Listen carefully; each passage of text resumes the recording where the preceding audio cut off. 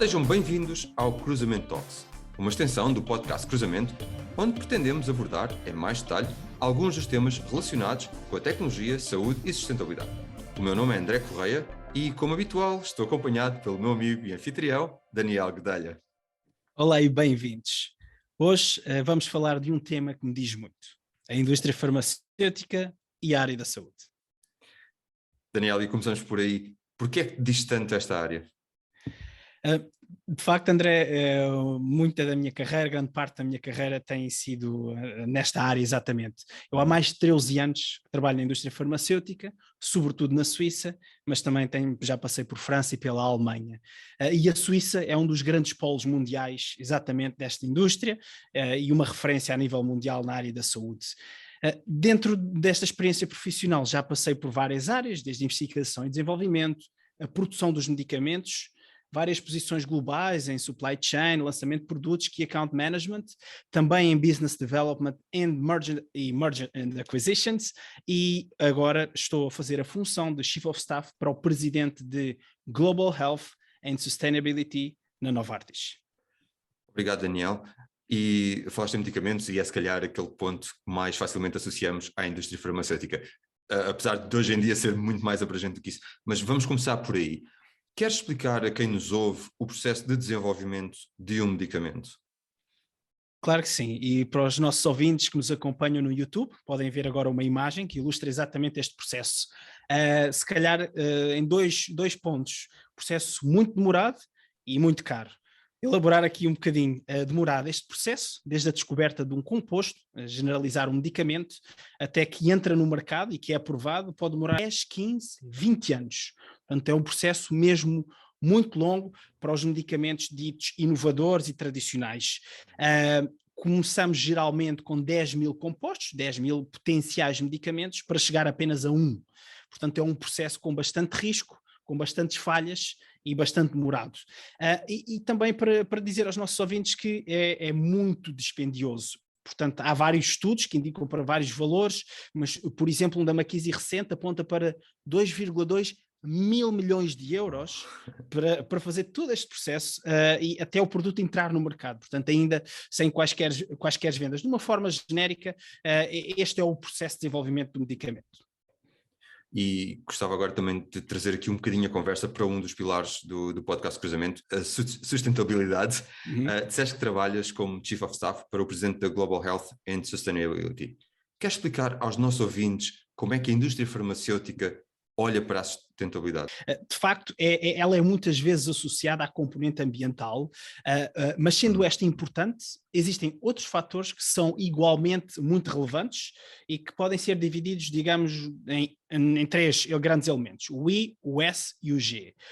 Novamente, podem ver, aqueles que nos estão a acompanhar no YouTube, uma imagem, e isto são siglas do inglês Environmental, Social and Governance, e correspondem exatamente então aos fatores de natureza ambiental, social e de gestão das empresas. Claro que as indústrias devem olhar para cada um destes elementos do ESG de forma diferente, pois o impacto não é igual. Por exemplo, é evidente que a indústria do petróleo, o fator ambiental tem grande relevância. Já na área da saúde, e respondendo à tua pergunta, André, e em particular na indústria farmacêutica, o S de social tem um peso muito maior, sobretudo no que toca ao acesso que os doentes têm ao medicamento. E para dar aqui um exemplo, e também estamos a partilhar agora uma imagem, a prestigiada organização que tem o nome de Access to Medicines Foundation voltou a publicar em 2021 um ranking das empresas farmacêuticas que se têm destacado no que toca ao acesso dos seus produtos ao mercado. Tem lá vários elementos, acho que é um relatório interessante, muito interessante de se ler, e o ranking das 3 primeiras, apenas por curiosidade, estão a GlaxoSmithKline, a Novartis e a Johnson & Johnson. E, Daniel, acesso ao mercado, e esse estudo claramente tem dados muito, muito interessantes, mas em termos de acesso ao mercado, não estamos a falar, obviamente, de acesso ao mercado a nível local ou a nível regional, estamos a falar a nível mundial. Então, para os nossos ouvintes, o que é Global Health? Queres elaborar mais sobre este contexto e o que é que isto significa? Claro que sim, e se calhar começar aqui por uma frase que ainda me continua a surpreender hoje em dia, que o facto de que mais de 2.000 milhões de pessoas não têm acesso a medicamentos essenciais. Portanto, a Europa são 500 milhões de pessoas, para vermos a escala. E exatamente este Global Health, esta saúde global, procura olhar para esta necessidade e tentar colmatar essas faltas de acesso. Mas isto é bastante abrangente e existem algumas doenças, como por exemplo a malária, que está muito localizada em alguns países e que tem que ser também trabalhada, e a título de exemplo, e outro número assustador, em 2020 morreram só desta doença 627 mil pessoas. E é certo, André, que 95% destas mortes foram registadas em África, porque é onde é mais prevalente, mas de acordo, por exemplo, com uma recente publicação da revista Nature, as alterações climáticas vão aumentar a prevalência de doenças como a malária no chamado hemisfério norte, e nomeadamente na Europa. Portanto, é de facto um problema cada vez mais global. E dou outro exemplo. Estávamos a falar de países mais em desenvolvimento, ou regiões em desenvolvimento, mas isto também existe nos países desenvolvidos, em que existem bolsas que têm dificuldade em ter acesso a medicamentos e a tratamentos. Exemplo, como nós gostamos sempre de dar, nos Estados Unidos, a comunidade negra, por exemplo, tinha 40% maior probabilidade de morrer de Covid. Portanto, estamos a falar de um país muito desenvolvido. E para rematar a tua questão, André, o desafio do acesso a medicamentos é mesmo global, tanto em países em desenvolvimento como em países desenvolvidos. Certo. É de facto um problema global que tem que ser atacado com uma perspectiva também global. E no podcast nós abordamos sempre 3 pilares: a saúde, a tecnologia, a sustentabilidade. Já aqui cobrimos alguns desses temas. E voltando aqui um bocadinho ao tema foco deste episódio, à indústria farmacêutica e nomeadamente à Suíça.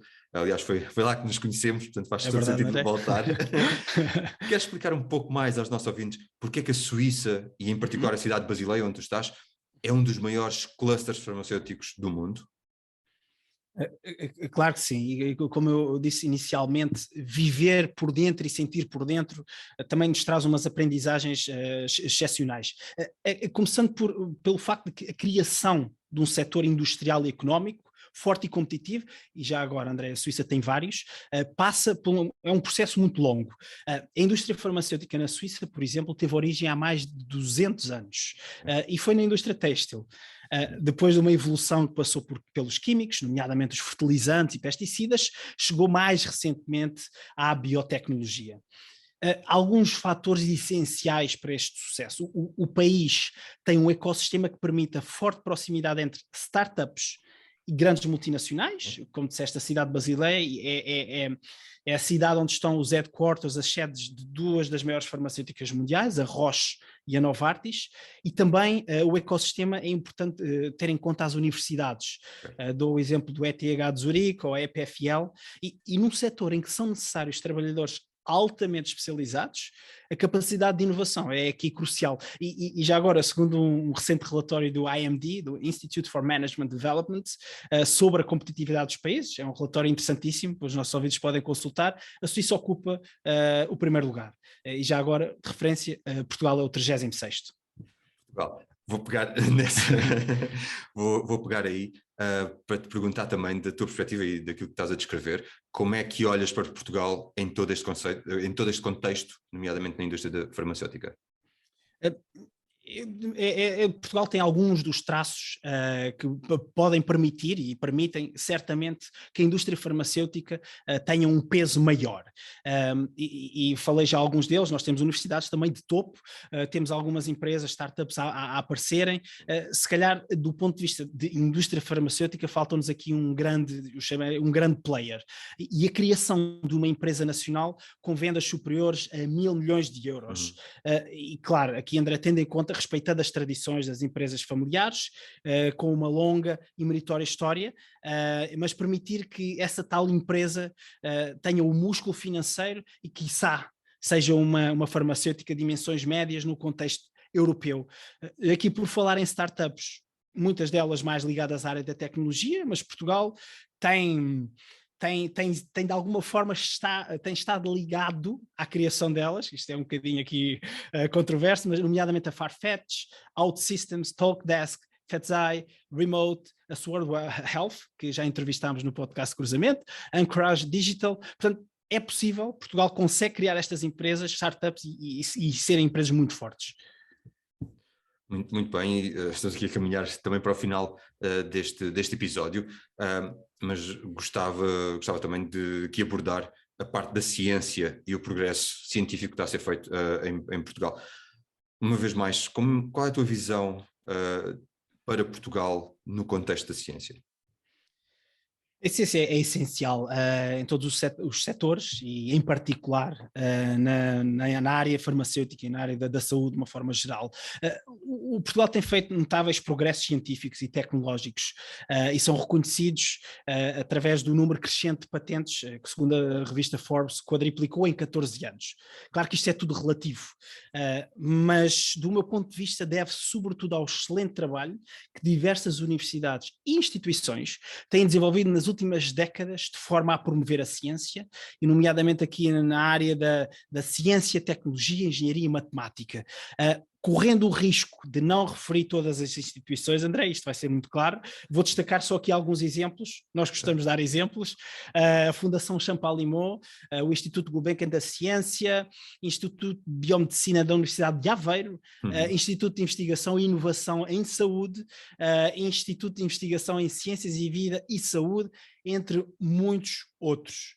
Se calhar fazer aqui uma referência também e por que não, ao ministro Mariano Gago, que talvez tenha sido um exemplo em que apostou de forma estratégica na ciência e cujos resultados ainda hoje se fazem sentir.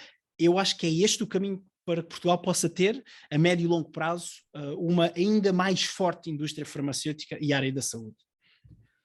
Olha, Daniel, e estamos mesmo no final. Uma pergunta que nós fazemos aos nossos convidados, eu gostava também de dirigir a ti.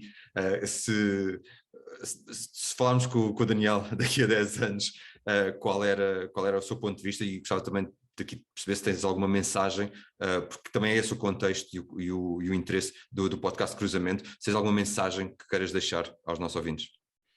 Sim, tenho aqui uma mensagem que gostava de ver em 10 anos traduzida cada vez em mais realidade. Tal como estava a dizer, eu trabalho há mais de 13 anos fora de Portugal e tenho um contacto muito grande com o nosso país. Este podcast é um exemplo disso. Eu acredito que o sucesso do nosso país, de Portugal, vai passar por uma integração harmoniosa entre o trabalho fantástico que muitas portuguesas e portugueses têm feito no nosso país e o cruzamento com algumas das experiências que alguns dos portugueses que saíram foram adquirindo. É mesmo muito importante haver também este trabalho em conjunto, e eu acredito que este seja talvez um acelerador aqui do nosso país, e mesmo para os portugueses que estão a regressar ou planeiam regressar ao nosso país, é importante ajudarem e contribuírem nesta jornada para melhorar Portugal e não ficar numa bubble, numa bolha, às vezes mais confortável. Esta também é uma mensagem que eu gostaria de deixar aqui. E partilhar conhecimento, André, para terminar, colaborar, criar e acrescentar valor para Portugal. E este podcast de Cruzamento é também um contributo para isso mesmo. Sem dúvida, e eu subscrevo inteiramente o que acabaste de dizer. E terminamos assim também mais um episódio do podcast Cruzamento com uma mensagem também de esperança e de confiança que é possível fazer acontecer dentro do nosso país. Para quem nos está a ouvir, relembramos que este episódio está a ser também gravado, ou foi gravado em vídeo e está disponível no YouTube, com a informação que o Daniel também foi apontando. Visitem-nos lá, visitem-nos e sigam-nos nas redes sociais e façam-nos chegar o vosso feedback. É muito importante nós ouvirmos de quem nos ouve, para saber como melhorar e como tornar o podcast Cruzamento cada vez mais relevante. Assim, agradeço, despeço-me, até à próxima conversa. Até breve.